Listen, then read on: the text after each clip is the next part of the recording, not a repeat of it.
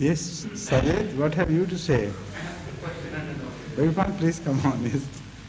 And I see you are much better than before, mashallah. Yes, I have a friend I have a friend who practices homeopathy, though he's not qualified. He's practicing on you. Yes. Good. It regards a person who I believe frequently writes to you, and that is Sheikh Ahmaduddin Sahab. Beg pardon? Sheikh Ahmaduddin Sahab. Yes. You met him? Yes, I do my tabligh there. To him? Yes. Allah bless you. And it's a mixture of a question and an observation, and that is, he says that the translations, various translations of the Quran by the Jamaat are incorrect, and that whenever you write to him and you quote an ayat or a portion of an ayat, that it's incorrectly translated, and he constantly pointed this out to me. And I said there shouldn't be any differentiation between translation of the Quran, because all translations of the Quran are just. I know the man. He's no authority on these things. No authority. Yes. Though the very scholarly English people, very renowned English scholars have commented very favorably on the translations by Jamaat Ahmadiyya of the Holy Quran. And they know their subject. Not only are they masters in English, but also they are very scholarly in the field of knowledge, generally speaking. And also the Arabs have commented so well. Only recently, one of the professors from, I think, Azhar University or some other scholar, he wrote an article in which he said that according to his study, the best translation ever rendered in English so far was that of Maulvi Sherali Sahib. And he rated second again to be Jamaat Ahmadiyya translation, that is Sir Muhammad Zafrullah Khan Sahib.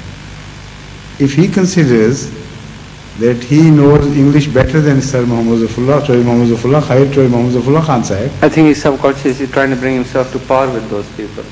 He's not. No, I mean, he says the incorrect, and yes.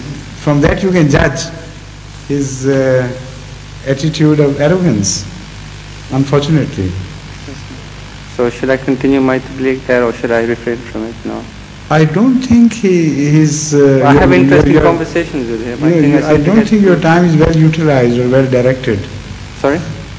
I don't think your time is well utilized and your efforts are well directed.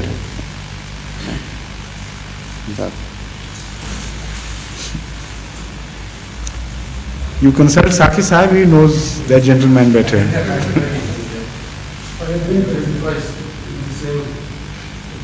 In response to the second letter as well? Little incident.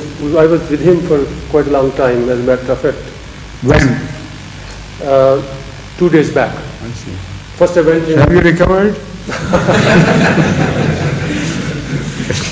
There was one thing he said continuously, I mean one after the other. He said, well, you know, you gave me the khutbahs and I have read them, and even I have read some books of the Prime Minister, but I am not impressed. So I said, well, it's up to you, but whatever is there, people take differently. When he continued, then I said, well, you know, there is something happened sometimes back. He said, what? I said, there was an uncle of the Holy Prophet Muhammad Sallallahu Alaihi Wasallam who was not impressed with the Holy Quran. So I don't know what shall we do in that case. He said, oh, so you make me now Abu Jahal.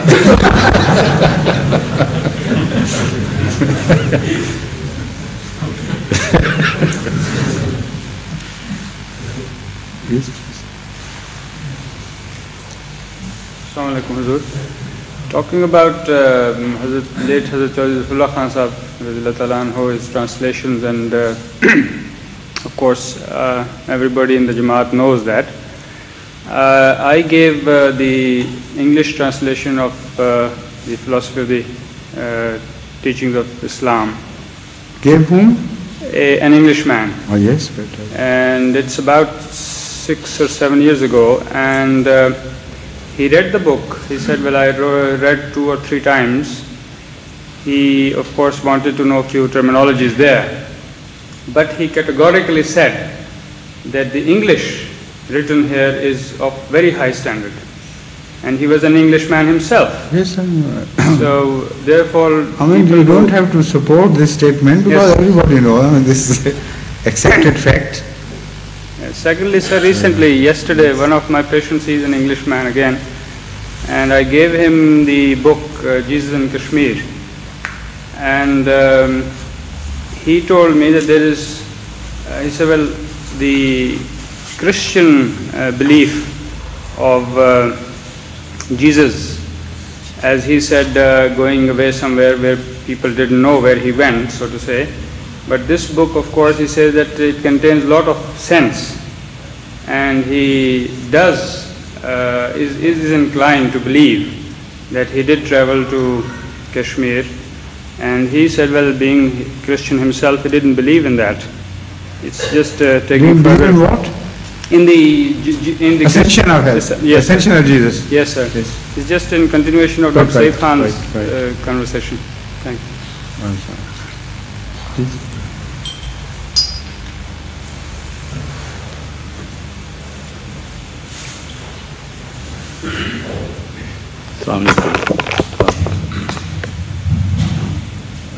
I'd like to make an observation in continuation of talking about the Quran's translation. I've read I've sometimes compared the translation of the second Khalifa's Urdu translation, and as compared to Choizafullah Khan's translation, if you translate from the English into Urdu, there are some discrepancies. I wonder if from English into Urdu? Well, or from Urdu to, if you compare the Urdu translation and the English translation.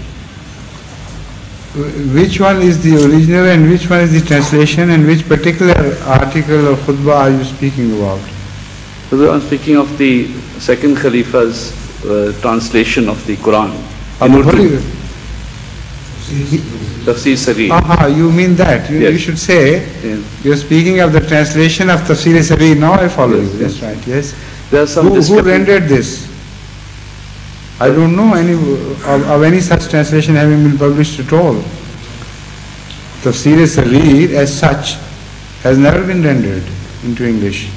No, it's in Urdu.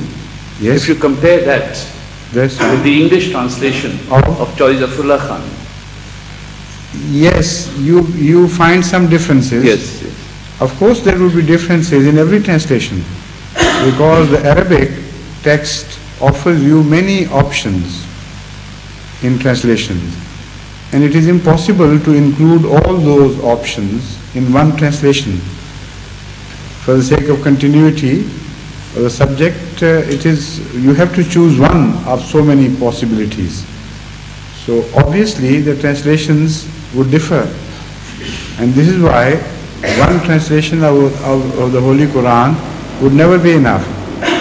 There is again, perhaps some people make a fine distinction between rendering and translation, and insist that it should always be referred to as a rendering of the Holy Quran into some language and never a translation, because the Holy Quran defies translations. What that fine distinction is between rendering and translation, that I would not know. I don't know myself. Because I was having a discussion with a Rarindi person. But still there is some difference in connotation. And he said that, look, you Ahmadis at least should have the same sense conveyed from the same Arabic. So I did not have any reply to that. No, because the Holy Quran is such a vast book, in so short a language, it has expressed so much. It is impossible, it's a compliment to the Holy Quran, that the words chosen are many-faceted, and each of them holds good. I mean, they are not at odds with each other. These translations agree with each other. So there are many threads, and this is what has been established by Hadhrat Rasul Akram sallallahu alaihi wasallam himself, that the Holy Quran has 7 butun. That is the 7 hidden layers of meaning. And each layer is consistent in itself. So carry one sense from the one word